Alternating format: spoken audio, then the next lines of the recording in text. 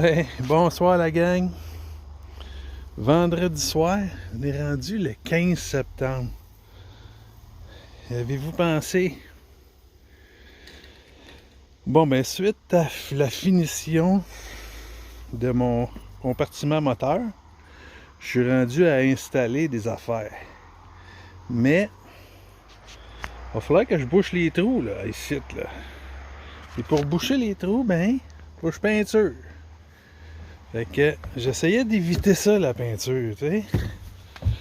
Fait que mon ex-beau-père me disait, Christian, lâche le rouleau. Parce que je faisais plus de dégâts que d'autres choses.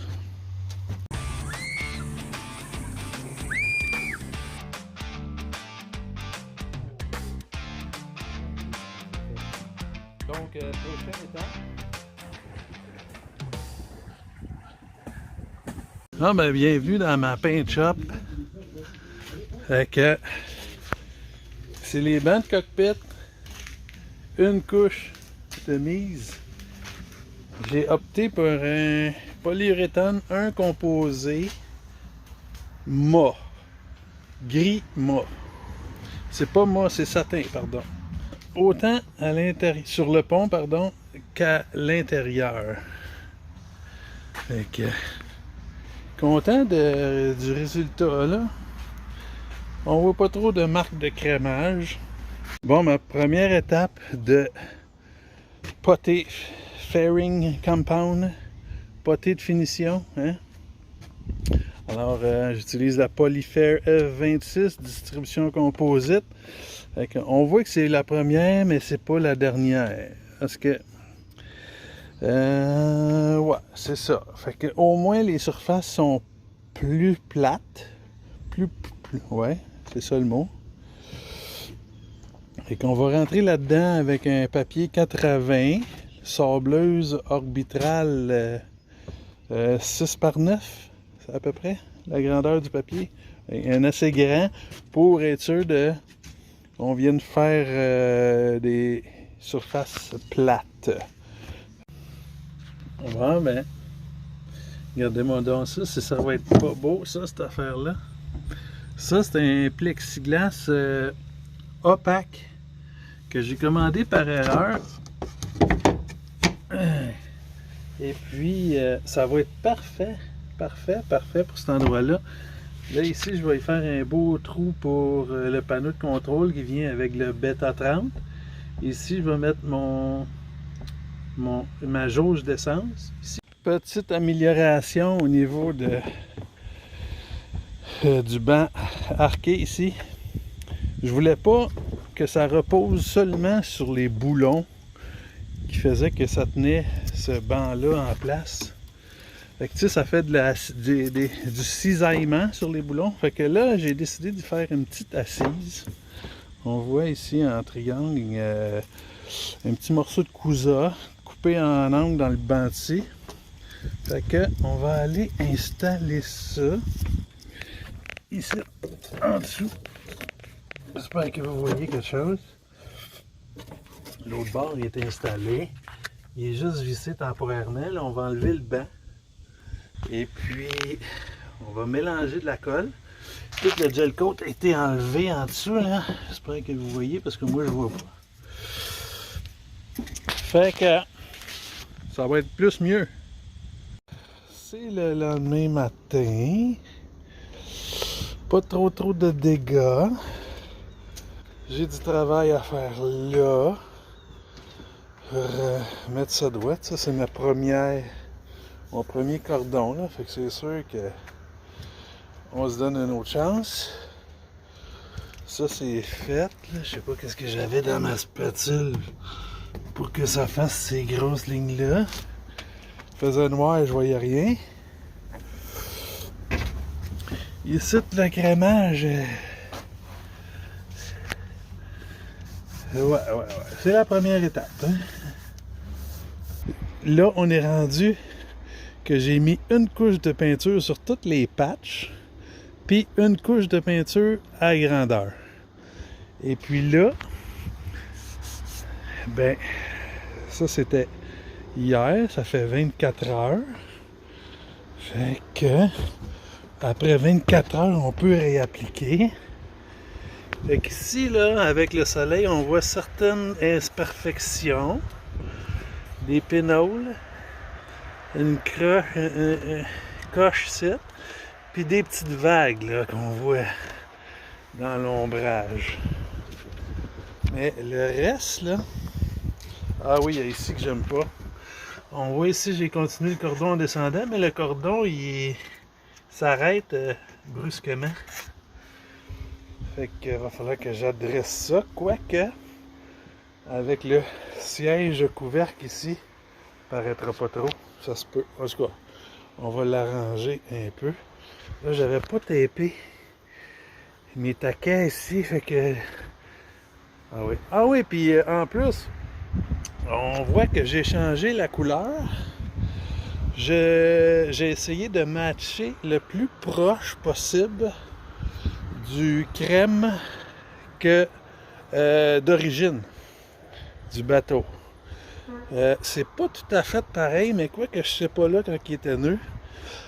Qu'est-ce que j'ai fait? J'ai pris un morceau de gel coat, je l'ai poli, puis je suis allé faire fabriquer la couleur. C'est pas pire, j'aime ça. En tout cas, c'est pas dur pour les yeux. Bon, ben, on a sablé les plus gros défauts. Un peu, je vous montre. Ici, on a enlevé les waves, les trous, les bosses. On est allé chercher dans le fond un peu, le fibre de verre quasiment. Mais c'est assez lisse. On va voir ce que ça donne avec la peinture. Fait qu'ici, j'ai adouci mon petit corderon. J'avais des petites coulisses un peu partout. J'ai enlevé mon filet de poté que j'avais là. Ici, j'ai arrondi ça un peu mieux. Fait que ça ressemble à ça. Fait que là, on va venir peinturer aussi l'extérieur à partir d'ici. Fait que là, ici, ça, c'est mon ancien trou de balcon, mon ancien trou pour remplir le diesel. Paraît pas trop. Fait que, on va tout faire ça. Fait que là, qu'est-ce que j'ai fait pour la poussière? J'ai donné un coup de balai partout pour tout déloger la poussière. Mais là, on pourrait aller chercher un porte-poussière parce que vraiment c'est ça, mais quand on a ça, on n'a pas de besoin.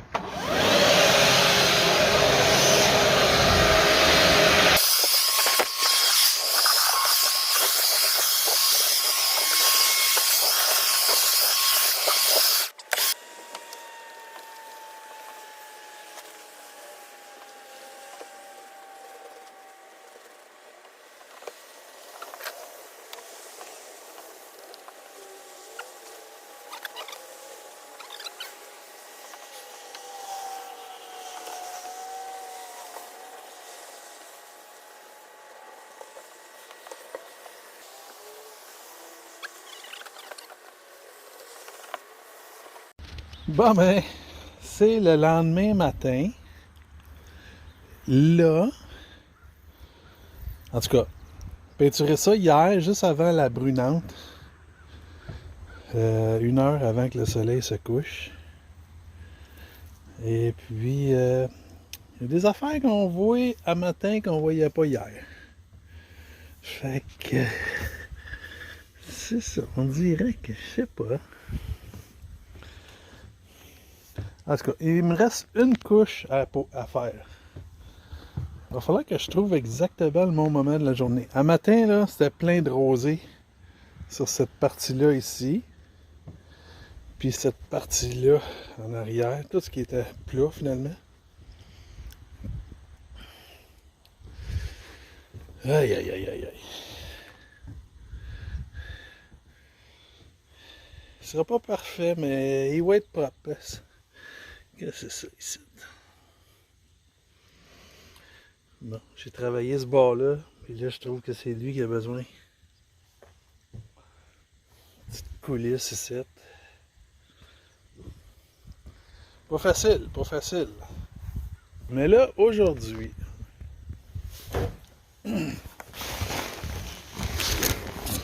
on va se faire plaisir, OK?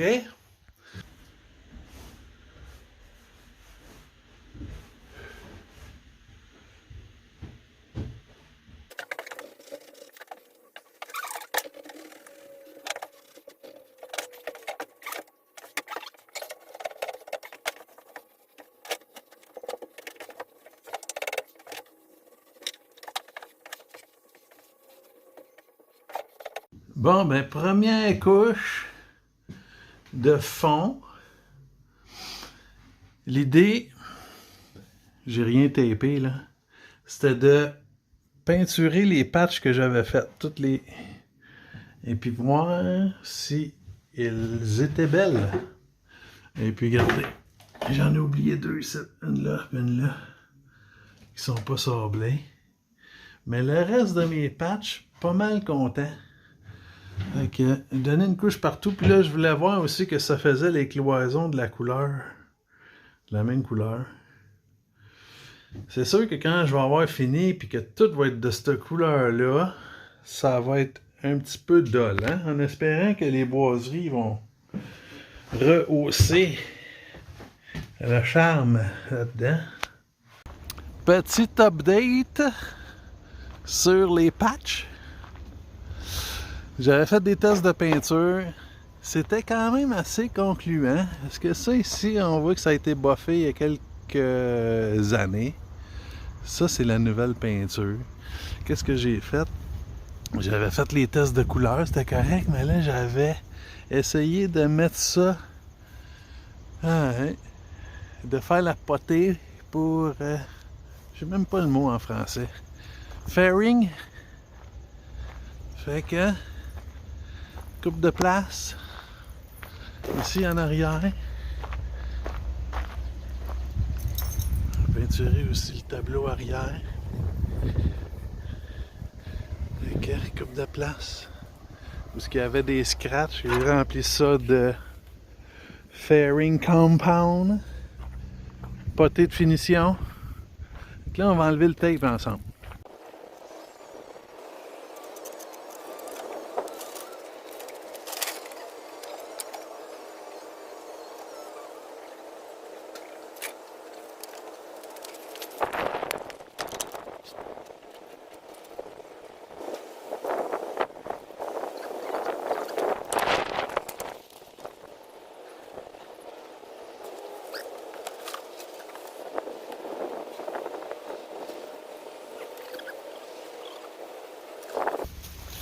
Ah ben, juste vous montrer, là, ici, là, c'est plein de scratchs.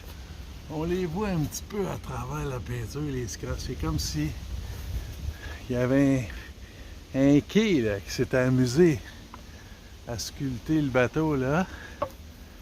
Et ici aussi, il y avait des scratchs. Ça a l'air pas si pire, pas si pire. Vraiment pas pire, prends toute ma job. Ben, on est vendredi 20 novembre.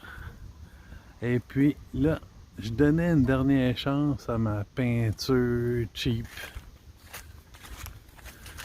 Ouais. Alors la personne elle m'a vendu ça en me disant que c'était une peinture pour les piscines. Pas besoin de primer. Ça se place tout seul.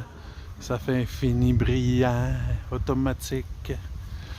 Alors là, j'étais pas satisfait jusqu'à maintenant. Mais là, je viens d'appliquer de la manière roll and tip. Alors, on va voir si ça fait plus brillant qu'avant. Et puis, j'ai mis du diluant dedans, à environ 20%. Et puis, j'ai fait deux autres tests ici. Alors, lui... appliqué au rouleau seulement et lui appliqué roll and tip. Bien hâte de voir ce que ça va donner. Là, je suis allé voir mon fabricant de peinture. J'y ai dit que sa peinture était pas lustrée. Et puis, il m'a montré des échantillons, puis c'est pas lustré non plus. Fait que, dans le fond, là, c'est le maximum de lustré que je peux avoir avec sa peinture à lui. L'affaire, c'est qu'il m'expliquait les normes canadiennes sont plus sévères qu'aux États-Unis. Et puis, qu'ils sont pas capables de faire de la peinture mono-uréthane lustrée qui a du bon sens avec les normes canadiennes. Puis là, je suis allé voir sur le site de Epiphan Canada. Et puis, il a raison. Les produits mono-uréthane sont pas disponibles pour la vente au Canada. Fait que, plusieurs possibilités pour la suite. Alors, première étape, si je veux je pourrais mettre de la polyuréthane. L'affaire est, c'est que faut que j'enlève toute la peinture, un composé qu'il y a sur la coque. Fait qu'il faut que je sabre tout ça, enlever tous les spots de peinture que j'ai fait avant de pouvoir mettre deux composés. Fait que là, j'en ai un peu partout, là, tu sais. Fait que c'est sûr qu'il faut que je le sabre au complet, le bateau, mais enlever la peinture au sablage, bon, mettons que j'en ai pour une couple d'heures de plus. Ça, c'est la première option. Deuxième option, je vais en chercher par le chemin Roxham. C'est pas une option que je considère pour le moment. Et puis la troisième option, c'est de l'amener aux États-Unis et puis de le peinturer là-bas. Fait que, mettons qu'il resterait juste ça à faire, là. Je l'amènerai aux États-Unis, je peinture ça, puis en plus, la marina aussi que je le mettrais pour la saison estivale. Il y a une mise à l'eau de gratuite qui vient avec la saison estivale, puis même chose pour l'hiver. Fait que, tu sais, si tu laisses ton bateau là, ça te coûte rien. La sortie est mise à l'eau. Alors, fait que, c'est ça. Je pourrais commencer à sabler, mais j'ai d'autres choses à faire là, pour le moment. L'hiver s'en vient. Fait que, c'est ça qui va être ça pour la peinture pour le moment. Fait que, on s'en reparle.